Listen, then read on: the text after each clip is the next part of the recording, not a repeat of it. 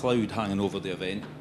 What are your thoughts on that at the moment in terms of the players that are potentially going to play, they look like they are going to play? What's your thoughts on that?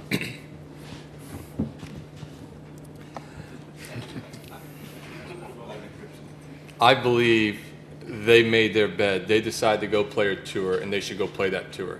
They shouldn't be coming back over here to play DP World Tour or the PGA Tour. To say that they wanted to also support this tour, whether DP or PGA Tour going forward, while playing LIV Tour, is complete asinine, in my opinion. To play the PGA Tour, you got to play 15 events, and their schedule's 8 now and going to be 14. So to say they're going to play 29 events a year and still hold their membership on the PGA Tour is ridiculous. And I know it's easy over here on the DP World Tour, where you only have to play 4 events outside the majors and WC events. But in my sitting here, being able to talk to the DP World Tour players over the last couple of years, having a conversation with them in Germany at the BMW International Open, just coming to play the big events on the DP World Tour, yeah, that helps, but that's not supporting the DP World Tour. Go play something that's not a Rolex Series event. Go play something that's not in the Middle East. That's more important to the DP World Tour and the growth of the tour and giving back to the tour and helping these guys in the financial sense of making sure that financially they're getting the rewards that they deserve over here. And they've lacked the rewards that we have on the PGA Tour. Obviously, there's a multitude of reasons for it, but these guys deserve just the similar rewards over here that we get on the PGA Tour. So it's unfortunate because those guys made their bed. That's what they want to do, and just leave us alone. Honestly, they keep talking about the PGA Tour doesn't listen to them, and obviously I'm carrying on to your question because this is something. The last week I've been really frustrated by it because there's a lot of guys that are hypocrites, that aren't telling the truth, that are lying about some things that I can't stand to sit here anymore and be diplomatic about it as I have been in the past. I don't fault anyone for going to play the LIV Tour. I don't have any ill will for anyone going to play the LIV Tour. I have ill will towards the comments that they've made. Comments saying that Jay Monahan doesn't listen to the PGA Tour. The PGA Tour doesn't listen to us. Jay Monahan and everyone at headquarters is the PGA Tour. They work tirelessly for us to reap the financial rewards and have all the opportunities we have. At the same time, I am one of 200 plus members of the PGA Tour. I am the PGA Tour, just as 2 other 100 members of PGA Tour. So when you're taking shots at the PGA Tour, and Jay Monahan, you're just not taking shots at them, you're taking shots at us. And to say that they don't listen is a complete farce. It really is. They can't listen. If they listen to everything every 200 plus players on the PGA Tour said, our tour would be a complete mess. We wouldn't even have a tour. And so it's ridiculous to hear some of these comments some of these guys made saying, well, this allows me to play less tournaments. I've played 30, 35 weeks a year. No one's forced you to play that many events. The PGA Tour says 15 events minimum. All you have to do is play 15 events. If you keep your card in those 15 events, then that's fine.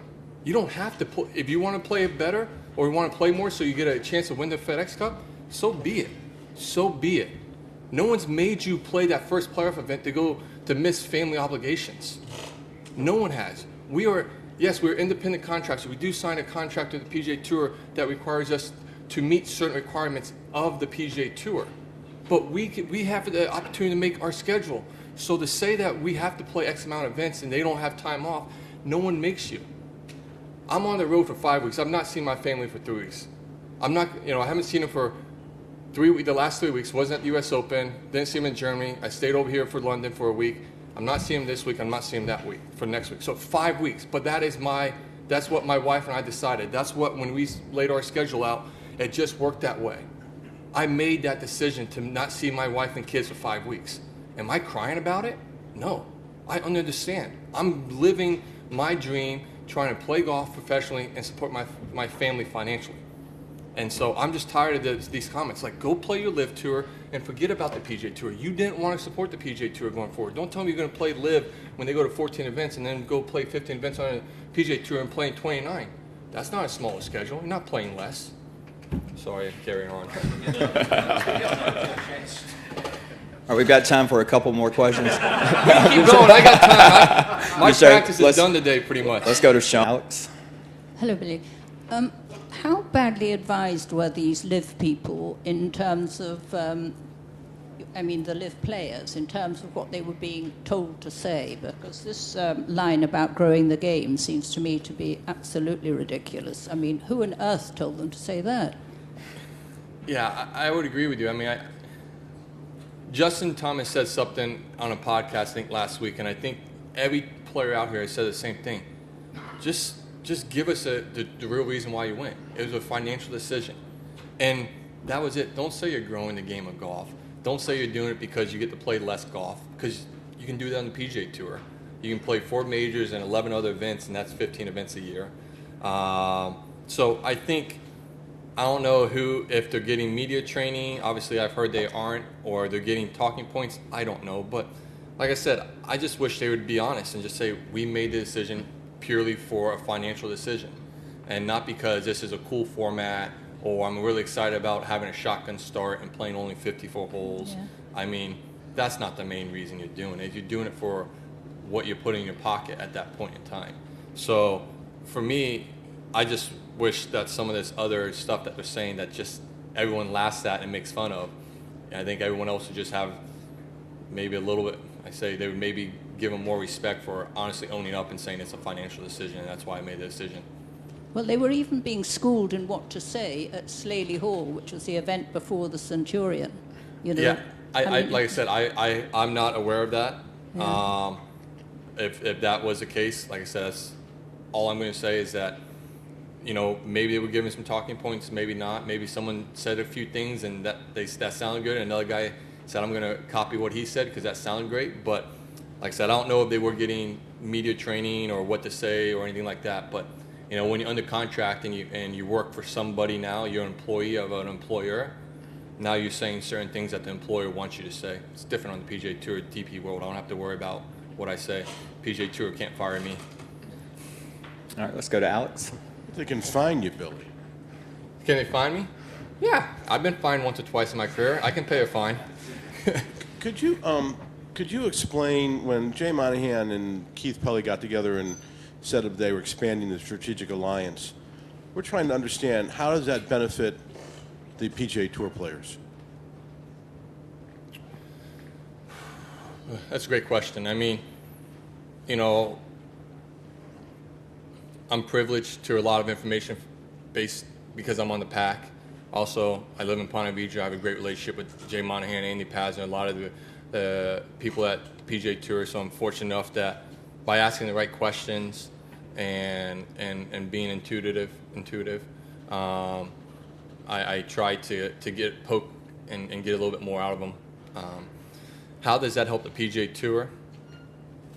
Well, I think what it does is it makes our tour stronger by joining up with what's been, in my opinion, this is my opinion, by joining a tour that's been a rival of ours over the years. Now we've come together to hopefully try and defend and protect and grow what both tours have created over 60 plus years against a threat from someone who's coming in and trying to honestly just throw money at the game of golf, hoping that they can, get something out of it, whatever they want to get out of it. But I'm probably not the perfect PGA Tour player to ask in that sense, because I'm very fortunate enough that I have membership on both tours. I'm very fortunate enough that I have great sponsors, and so I'm taken care of very well. But how does that help every PGA Tour player? I'm not knowledgeable enough to give you an educated answer.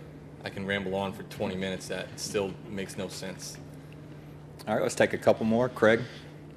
Hi, Billy. A lot of the players have spoken about legacy and things like that in terms of winning tournaments, but maybe 10, 15 years down the line, you boys that have stood strong just now and shown the guts and the strength to defend your tours, maybe look back with as much fondness by people as people who've won events. How proud will that make you to be the guys who stood up when golf needed you to stand up? Yeah,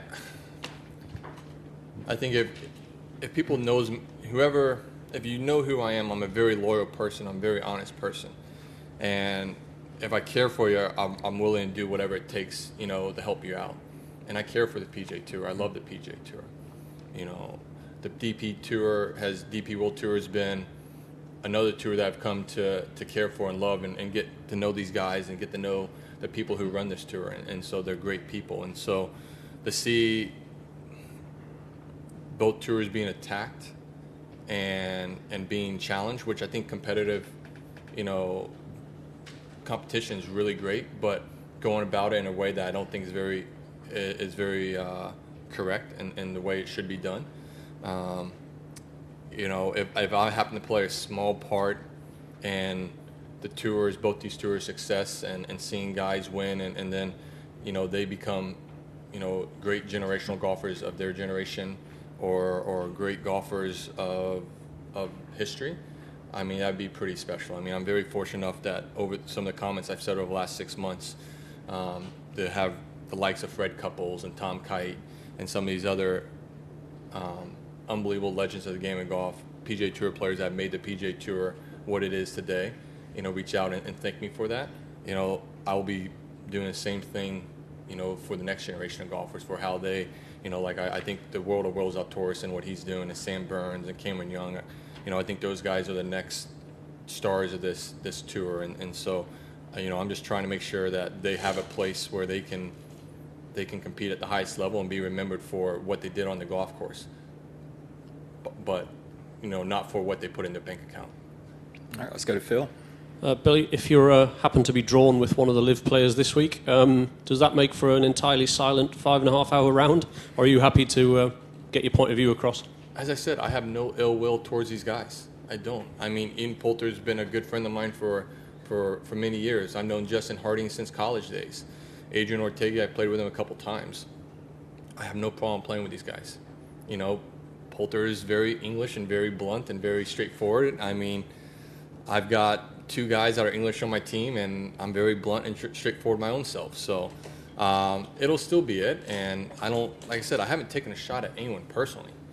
I'm not taking shots at them personally. I'm just taking shots at some of the comments that they say that I just think are a little, excuse me again, asinine a little bit.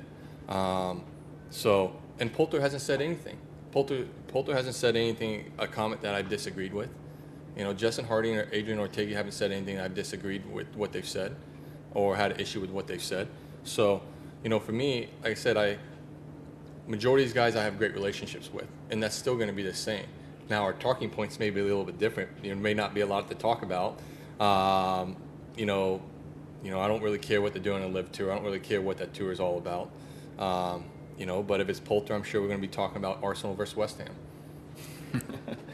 All right, well, Billy, we appreciate your time. Best of luck this week. Thank you, Johnny. Yep. Thank you, guys. Thank you.